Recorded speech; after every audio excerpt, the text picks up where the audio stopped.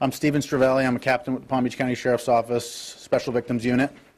We're here to give you a 6-month update as best we can.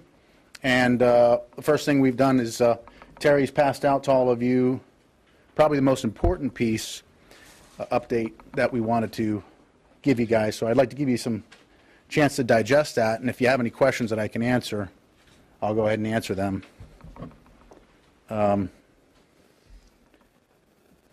Other information in addition to the snapshot parabonds testing that we've done on this Baby June case that I'd like to release is, most importantly, the medical examiner's rulings are in, and this case is a homicide.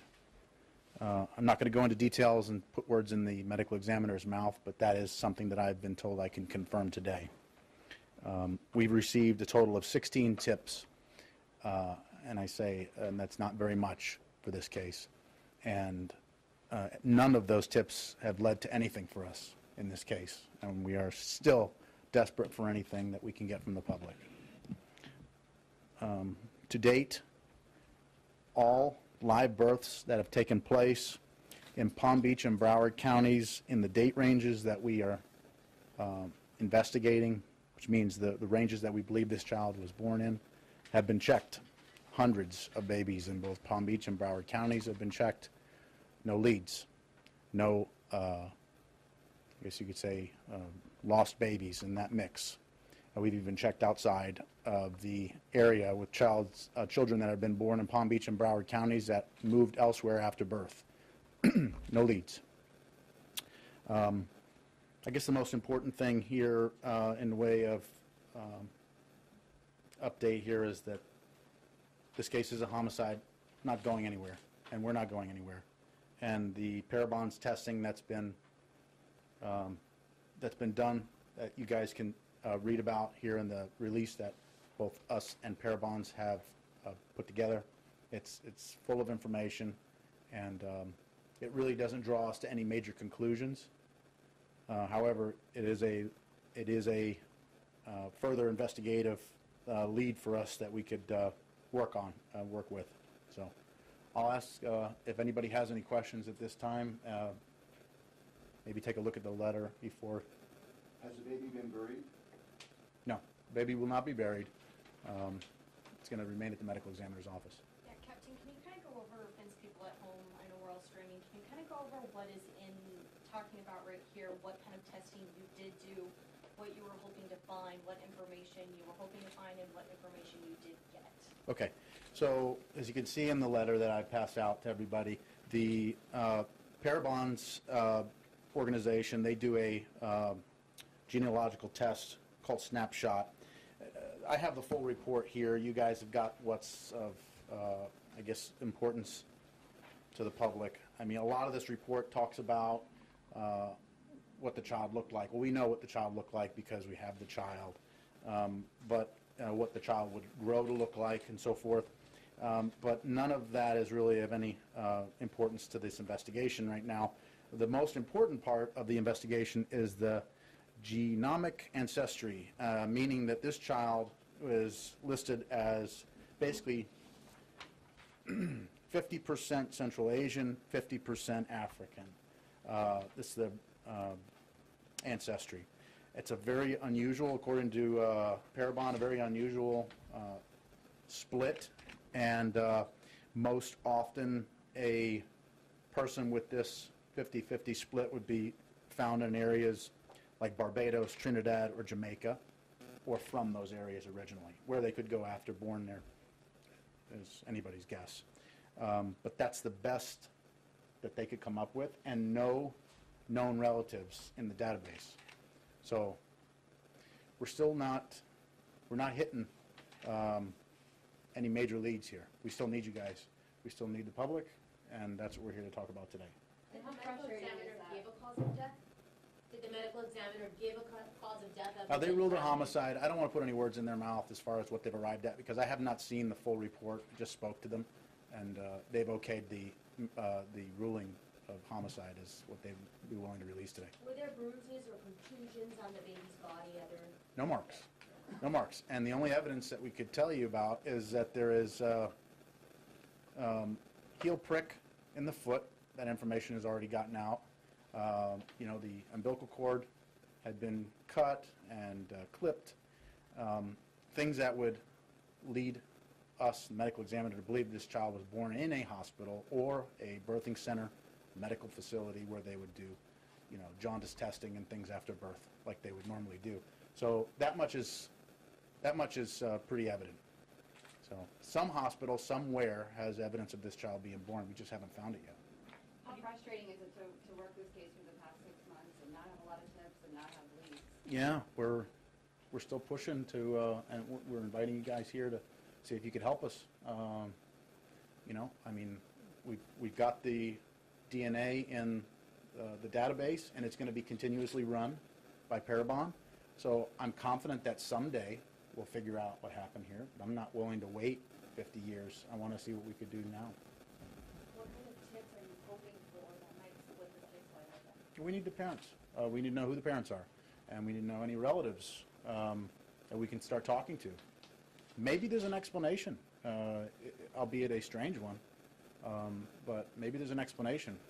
Really like to start there. Does the reward still stand at $10,000, or will that be increased in your effort to get more tips?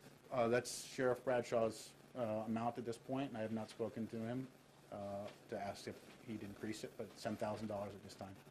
You say, we know baby June was treated at some point in a hospital that you checked in Palm Beach County, Broward, outside. Have you gone outside the country at all? Have you gone to? Very difficult to do. We have reached out for the Bahamas in an effort. They have not reported back to us at anything suspicious or any possible leads. So once you leave the country, it's very difficult for us. And so, it's almost be great if we could just get out there and check every baby in the nation.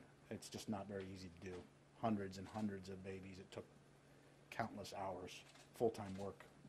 Can you explain that we did do that in Palm Beach County and Broward County? Yeah, as I said earlier, we've checked every baby in the date ranges that we suspect this child was born, Palm Beach and Broward. It was a multi-agency response, massive undertaking.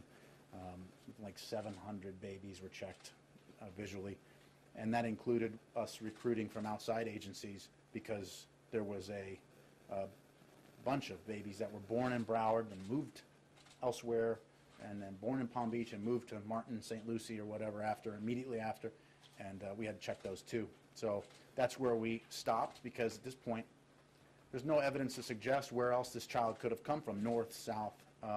The tides have drawn us to Broward County. Maybe further south will be next, I don't know, but that's where we are at this point. That was my next question is, we assumed she had floated up from Broward County, or were we thinking maybe she came from further down in Miami or even further down there? Is it speculation? No, it's not speculation. The Coast Guard, and they did a reverse drift. There's no secret about that for us. And given the weight and the conditions and so forth, depending on how long the child was in the water, and it's very difficult to say exact, this child could have come from anywhere from Boca, onto Pompano, depending on how long the child was in the water. And, if we misestimated the amount of time the child was in the water, it could have come from a little further south. But still, we're not in Miami yet. It's just a tough call. I mean, and for us to go down to Miami, that's a huge undertaking. We're looking at like something 400 babies that have to be checked down there alone. And so that may end up being next, but I'm not sure yet. The information we have, all we can do is count on our professional partners to assist us with that. And what we know today is that we have the genealogy report that says what the child is, and that the medical examiner's office has ruled it a homicide. So with that information, hopefully you guys can keep this alive for us and get us more tips, along with that reward. Anything else you want to add? No, I think that's it, guys, and I really appreciate you guys' help with this. And the public's assistance is very needed. Sure. And any tip helps. I mean, that's what Yes. people, can you stress that a little bit more? Any information, even if you think it's not that important, or if it's not critical, anything you might have heard, saw, please roll in the tips. We have 2 lines that you can call. We have the Crime Stoppers tip line of 1-800-458-TIPS, or they can call direct 688-4155. That's area code 561-688-4155. That's our direct tip lines to SVU here at the Sheriff's Office. Just to stress that people can remain anonymous too. I mean, if there's a woman that was pregnant that had a baby, family members know, friends know that. We can stress that they can remain anonymous. Just come forward and help us bring closure. How difficult is it to work at such a heartbreaking case like this, day in and day out for the past 6 months? Well, we hate seeing this, and we want to get to the bottom of what happened, and yeah, it's terrible. And we don't have a good explanation for what happened or why it happened, and that's the most frustrating part. So we want to bring closure to this case, and we want to let the public know that we're not going to stop here. It's going to continue, and this case is not going to close until we get completion here. Thank you, guys.